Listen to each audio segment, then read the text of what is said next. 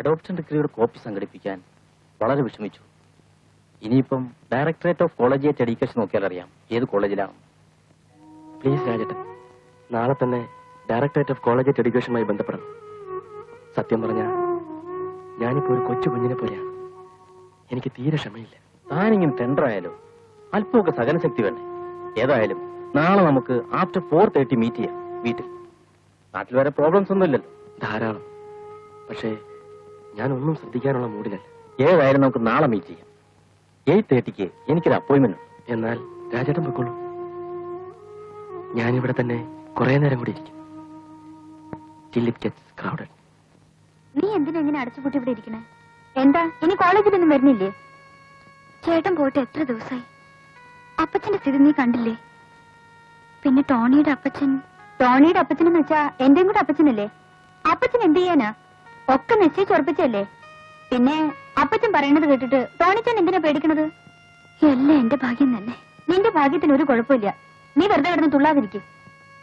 Tony എന്താ പറഞ്ഞത്? എന്ത് പറയാനാ? ആണുങ്ങളായ കുറച്ച് ചുണ വേണം. എന്താ അച്ഛന്റെ ഭാവം? ഇതൊന്ന് പ്രിപ്പയർ ചെയ്യണം. നാളെ ക്ലാസ് എടുക്കാനുള്ളതാ. ഒരു പ്രിപ്പറേഷൻ അതല്ല ഞാൻ ചോദിച്ചത്. ലൂസി എന്ത് ചെയ്യാനാ ഭാവം? കല്യാണം കഴിക്കാൻ. എന്നിട്ട് പിന്നെ അപ്പച്ചൻ പറയുമ്പോ എങ്ങനെ ചൂടുന്ന എന്തിനാ? അപ്പച്ചൻ പറയട്ടെ ബുദ്ധുസേ. കള്ളിറങ്ങിയ അപ്പച്ചൻ പറച്ചിൽ നിർത്തും. അതിന് ഇറങ്ങിയിട്ട് വേണ്ടേ? എപ്പോഴാ മദ്യനിരോധനം വന്നിട്ടോ? നീ ഒന്നുകൊണ്ട് വിഷമിക്കണ്ട. പഴയൊരു മുദ്രാവാക്യത്തിന്റെ ശൈലി പറഞ്ഞാല് ആരൊക്കെ എതിർത്താലും അപ്പച്ചൻ വന്ന് കരഞ്ഞാലും ടോണി ലൂസിയെ കെട്ടും. എന്നാ ചുണയുണ്ട്. അച്ഛൻ ഒരു കാര്യം ചെയ്യ്, വേഗം ചെന്ന് ലൂസിയുടെ കരച്ചിൽ മാറ്റാൻ നോക്ക്. ഡാഡിയുടെ എതിർപ്പൊക്കെ മാറിയില്ലേ? പിന്നെന്തിനാ മോള് വിഷമിക്കുന്നത്? അതല്ല മദർ, ഐസക്ക് ഒരു ഭ്രാന്തനെ പോലെ ആയിരിക്കുക. ഇങ്ങനെ തുടർന്നാൽ ഐസക്കിന്റെ അപ്പച്ചനും അമ്മച്ചും ഒക്കെ ആകെ തളരും. ഒന്നും തകരില്ല. കർത്താവ് ഒരിക്കലും നിങ്ങളെ കൈവിടില്ല.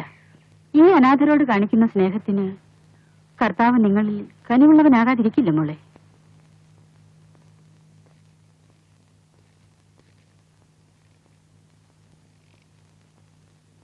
താനിന്നലെ എവിടെയായിരുന്നു? വൈകിട്ടാണ് വിവരം കിട്ടിയത്. തന്നെ കോണ്ടാക്ട് ചെയ്യാൻ നോക്ക് താനില്ല. ഞാൻ ഇന്നലെ അവിടെ ഇല്ലായിരുന്നു. എന്തെങ്കിലും ഡീറ്റെയിൽസ് ഒക്കെ കിട്ടി. റിയലി? ഹോളി ഏഞ്ചൽസ് കോളേജിൽ ടീച്ചറായിരുന്നു. ഈ കഴിഞ്ഞ വർഷമാണ് അവർ റിസൈൻ ചെയ്തത്. ഇപ്പോ അവർ നിങ്ങളുടെ പട്ടണത്തിൽ തന്നെയാണ് താമസിക്കുന്നത്. ഇതാ അവരുടെ address. 120 kilometers. It's too much.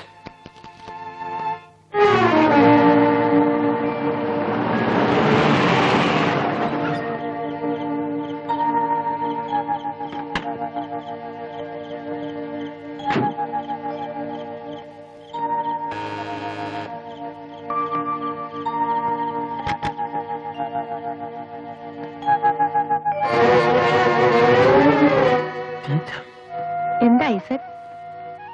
വരൂ, അകത്തേക്ക് വരൂ.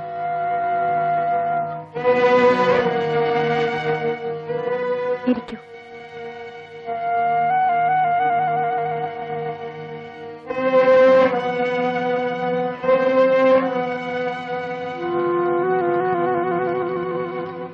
ഇതാരാണ് teacher?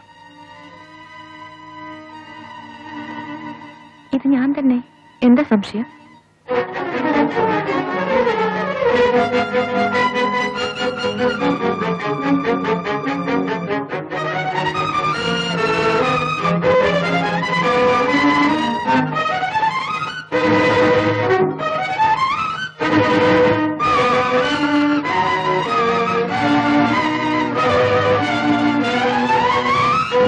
No! It can't be. Isaac,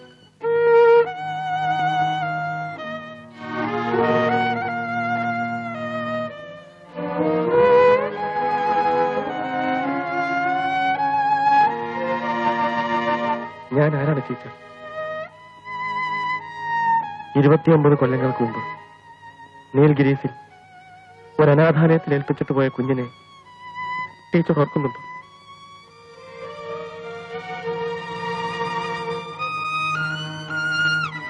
teacher, ടീച്ചറെ ഞാൻ അമ്മയെന്ന് വിളിച്ചോട്ടെ?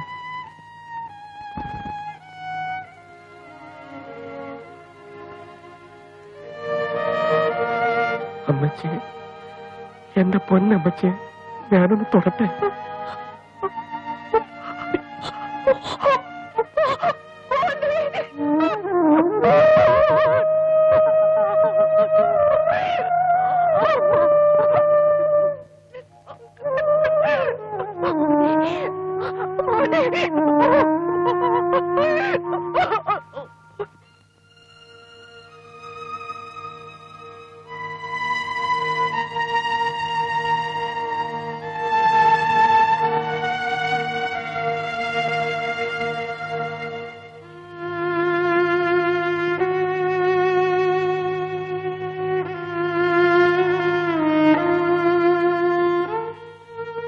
ഞാൻ ആത്മഹത്യ ചെയ്യാൻ വരെ ആഗ്രഹിച്ചു.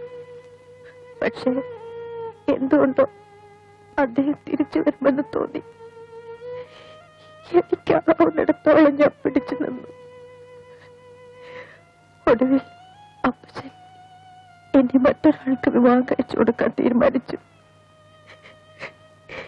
എനിക്കെന്റെ മനസാക്ഷിയെ വഞ്ചിക്കാൻ കഴിയാത്തതുകൊണ്ട് അന്ന് രാത്രി ഞാൻ വീട് വിട്ടിറങ്ങി. 29 വർഷങ്ങൾക്ക് മുമ്പ് അമ്മച്ചി ഒരു പേരുമായിരുന്നു മോനെ. അതുകൊണ്ട് ഇത്രയും നാൾ എനിക്ക് എന്റെ മോനെ നഷ്ടപ്പെട്ടു.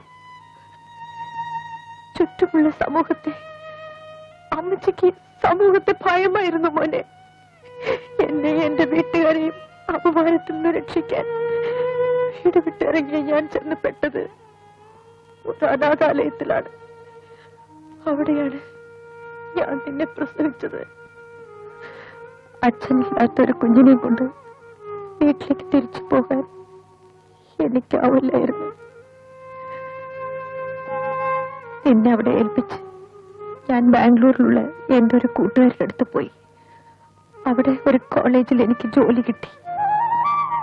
വർഷങ്ങൾക്ക് ശേഷം നിന്നെ കാണാനുള്ള അതിയായ ആഗ്രഹം കൊണ്ട് അമ്മച്ചിക്ക് ധൈര്യം വീണ്ടും കിട്ടിയപ്പോഴേക്കും അനാഥാലയം പൂട്ടിക്കഴിഞ്ഞിരുന്നു. നിന്നെ ആരോ കൊണ്ടുപോയിരുന്നു.